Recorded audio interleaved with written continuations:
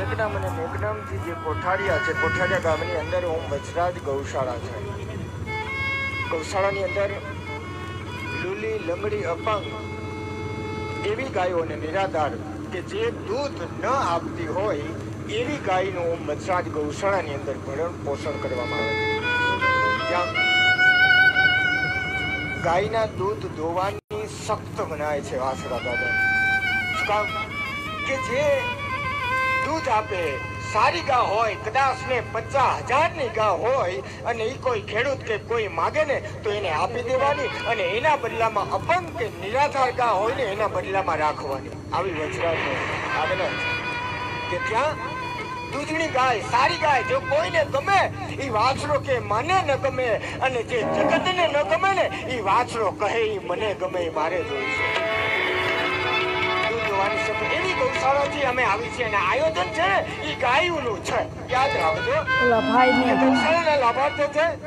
હું ગૌ સેવક એટલે ગાયોનો સેવક છું. મને જે આજ્ઞા કરે ગાય માટે એ આયોજન સંપૂર્ણ તમે જે બેઠા તમારી ઉપર જે છત છે એ સંપૂર્ણ આ ગૌશાળા છે. કે આ ગૌશાળા છે. ગૌશાળાનું આયોજન એટલે ગાયોનું જ કહેવાય ને. આ ગૌશાળા છે અને ગૌશાળામાં જ્યાં ગાય હોય ને ત્યાં 33 કોટી દેવી દેવતાઓ હોય. જે ગાય માટે કોઈ કાર્ય થતું હોય અને ગાય માટે કોઈ વાત કરતું હોય ને સામે બેઠા હોય ને તો એમાંથી કોઈ ને કોઈ દેવ આવીને તમારામાં બિરાજમાન થતા હોય. ગાયના માટે હોય એમાં. શું કામ? જો અહીંયા કોઈ મોટો આગેવાન નથી, કોઈનો સાથ નહીં, કોઈનો સહકાર નહીં, અહીંયા કઈ જમણવાર નથી, કોઈ ડેકોરેશન નથી અને છતાં જો તમે બેઠા હોય ને તો મારી ગાય માટે બેઠા છો અને જેની ગાય માટે કોઈ બેઠો હોય ને મારો વાછરો રાત ને દિવસ એની માટે બેઠો છે. હું ઈ ગૌશાળાથી આવું છું. એનું જ આયોજન છે. જે અપંગ ગાયો છે એમાં એવું નહીં કે ગાયો નંદી હોય, કોઈ પણ હોય એવી ગાયનું અહીંયા ભરણ પોષણ કરવામાં આવે છે. અને 21 અખંડ જ્યોત જે વાછરાની સમાધિ છે કચ્છના નાના રણની અંદર ત્યાંથી લાવીને અમારી ગૌશાળાની અંદર સ્થાપિત કરવામાં આવી છે. એક નહીં અને 21 જ્યોત ત્યાં અખંડ ભરે છે ગૌશાળામાં વાછરાના સમય. ત્યાં દર સોમવારે હું કાવડ લઈ આખા ગામમાં આરતી વગાડું અને કોઈ ગામમાં કોઈને એમ થાય કે રોટલી લઈને જાવું છે, ચકલાની ચણ લઈને જાવું છે તો આખા ગામમાંથી જેને ઈચ્છા થાય તો રોટલી અને ચકલાની ચણ હું દર સોમવારે સવારમાં આખા ગામમાં ફરી અને ઉઘરાવું છું. સોમવારે આ સમયે યજ્ઞનો આરંભ થાય. દર સોમવારે યજ્ઞ થાય ઓમ વજરાજ ગૌશાળાની અંદર. રાત્રિના 10, 10:30 વાગ્યા સુધી યજ્ઞ ચાલે. દર સોમવારે યજ્ઞ થાય. યજ્ઞની અંદર કોઈની પણ ફી નહીં, કોઈ પણ વસ્તુ નહીં. તમે આહુતિ પણ યજ્ઞમાં હોમો ને તો એ પરિપમ પરમાત્મા મારા વાછરાની છે. તમારી પાસેથી કાંઈ લેવાનું પણ નહીં. અરે તમે મારો વાછરો એમ કે છે યજ્ઞમાં આહુતિ હોમો, અરે તમને દુઃખ હોય, તમને યાદ આવી જાય ને મુખમાંથી નીકળી જાય અને કદાચ વાછરાના કાને પડી જાય ને તો તમારા દુઃખ છે ને યજ્ઞમાં પડીને ભસ્મ થઈ જાય. એવા ગૌશાળાથી આવું છું. ત્યાં એવું જ નથી કે ગાયો પણ રાખી. અરે જો કોઈ વૃદ્ધ હોય, કોઈ એને ન રાખતું હોય ને હેરાન થતા હોય તો એને પણ મારી ગૌશાળાની અંદર લઈને આવજો. મારો વાછરો દાદો છે ને એને પણ રાખે છે. વૃદ્ધ હોય, કોઈ ગાંડા હોય, ભટકતા હોય, કોઈ નિરાધાર હોય, જેનો કોઈ આધાર ન હોય અને એવી જીવ હોય ને, કોઈ પણ જીવ હોય, કોઈ પણ સમાજનો હોય, કોઈ પણ વર્ણનો હોય, એ અમારી ગૌશાળાની અંદર લઈ અને તમે આવજો.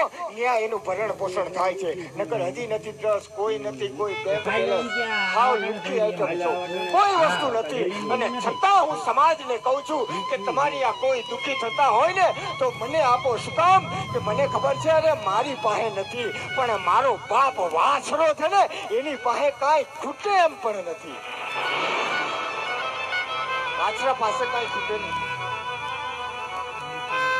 અમે એવી ગૌશાળાથી આવી છીએ ત્યાં હજી સુધી અટાણે 200 થી વધારે અપંગ ગાયો છે. અને જે મોટી ગાય હોય એના વાછરા જે હોય અને એમાં પણ એની મામાં દૂધ ન હોય તો એને પણ બોટલ દ્વારા એ વાસળાનો ઉછેર કરવામાં આવે છે.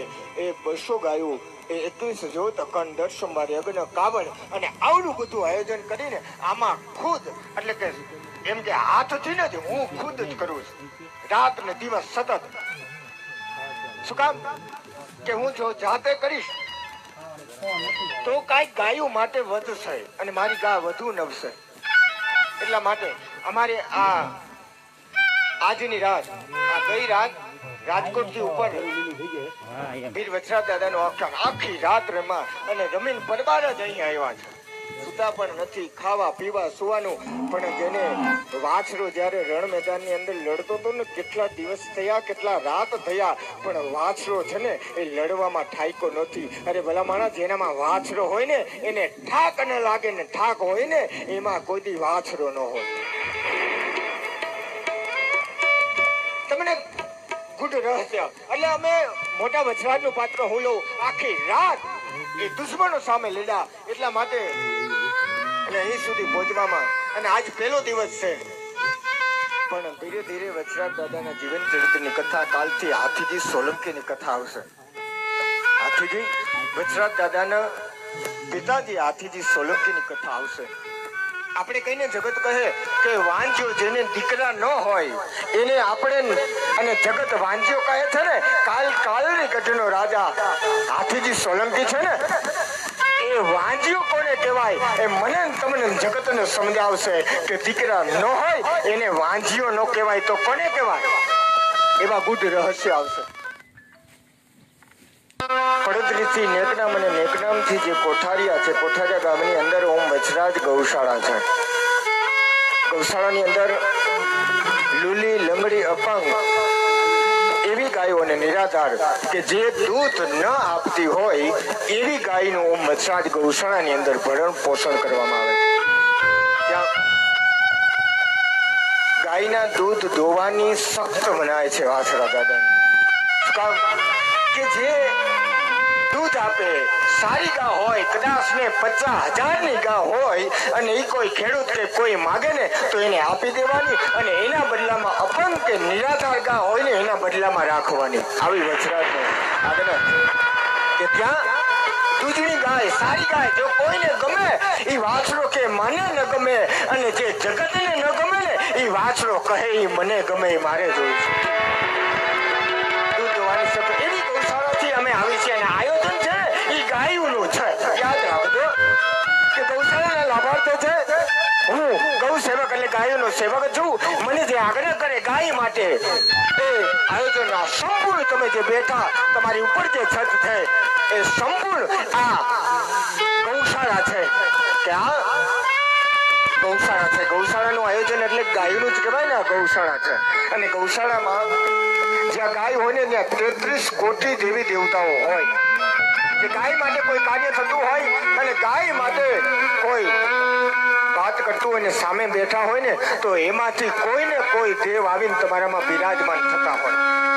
ગાયના માટે હોય એમાં. શું કામ? જો અહીંયા કોઈ મોટો આગેવાન નથી, કોઈનો સાથ નહીં, કોઈનો સહકાર નહીં, અહીંયા કઈ જમણવાર નથી, કોઈ ડેકોરેશન નથી, અને છતાં જો તમે બેઠા હોય ને તો મારી ગાય માટે બેઠા છો. અને જેની ગાય માટે કોઈ બેઠો હોય ને, મારો વાછરો રાત ને દિવસ એની માટે બેઠો છો.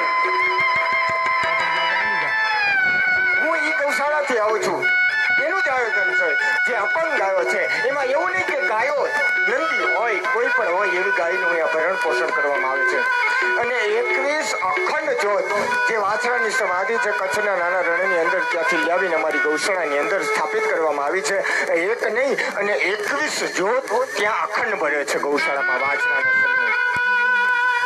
ત્યાં દર સોમવારે હું કાવડ લઈ આખા ગામમાં આરતી વગાડું અને કોઈ ગામમાં કોઈને એમ થાય કે રોટલી લઈને જાવું છે, ચકલાની ચણ લઈને જાવું છે, તો આખા ગામમાંથી જેને ઈચ્છા થાય તો રોટલી અને ચકલાની ચણ હું દર સોમવારે સવારમાં આખા ગામમાં ફરી અને ઉઘરાવું છું.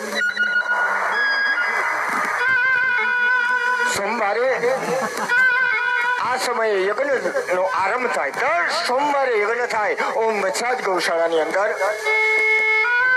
રાત્રિના 10, 10:30 વાગ્યા સુધી યજ્ઞ ચાલે. દર સોમવારે યજ્ઞ થાય. યજ્ઞની અંદર કોઈ બે કોઈની પણ ફી નહીં, કોઈ પણ વસ્તુ નહીં. તમે આહુતિ પણ યજ્ઞમાં હોમો ને તો એ પરિપમ પરમાત્મા મારા વાછરાની છે. તમારી પાસેથી કાંઈ લેવાનું પણ નહીં. અરે તમે મારો વાછરો એમ કહે છે યજ્ઞમાં આહુતિ હોમો, અરે તમને દુઃખ હોય, તમને યાદ આવી જાય ને મુખમાંથી નીકળી જાય અને કદાચ વાછરાના કાને પડી જાય ને તો તમારા દુઃખ છે ને યજ્ઞમાં પડીને ભસ્મ થઈ જાય.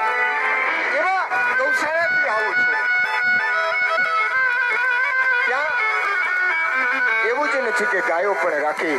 અરે જો કોઈ વૃદ્ધ હોય, કોઈ એને ન રાખતું હોય ને હેરાન થતા હોય તો એને પણ મારી ગૌશાળાની અંદર લઈને આવજો. મારો વાછરો દાદો છે ને એને પણ રાખે છે. વૃદ્ધ હોય, કોઈ ગાંડા હોય, ભટકતા હોય, કોઈ નિરાધાર હોય, જેનો કોઈ આધાર ન હોય, અને એવી જીવ હોય ને, કોઈ પણ જીવ હોય, કોઈ પણ સમાજનો હોય, કોઈ પણ વર્ણનો હોય, એ અમારી ગૌશાળાની અંદર લઈને અને તમે આવજો. ત્યાં એનું ભરણ પોષણ થાય છે. નકર હજી નથી ટ્રસ્ટ, કોઈ નથી, કોઈ બેંક બેલેન્સ, હાવ લુખ્ખી આઈટમ છો, કોઈ વસ્તુ નથી. અને છતાં હું સમાજને કહું છું કે તમારી આ કોઈ દુઃખી થતા હોય ને તો મને આપો. શું કામ? કે મને ખબર છે અરે મારી પાસે નથી, પણ મારો બાપ વાછરો છે ને એની પાસે કાંઈ ખૂટે એમ પણ નથી. વાછરા પાસે કાંઈ ખૂટે નથી. અમે એવી ગૌશાળાથી આવી છીએ ત્યાં હજી સુધી અટાણે 200 થી વધારે અપંગ આવ્યો છે. અને જે મોટી ગાય હોય એના વાછરા જે હોય અને એમાં પણ એની મામાં દૂધ ન હોય તો એને પણ બોટલ દ્વારા એ વાછરાનો ઉછેર કરવામાં આવે છે. એ 200 ગાયો, એ 21 જોત, અખંડ દર સોમવારે યજ્ઞ, કાવડ અને આવડું બધું આયોજન કરીને આમાં ખુદ એટલે કે એમ કે હાથથી જ હું ખુદ જ કરું છું, રાત ને દિવસ સતત. શું કામ?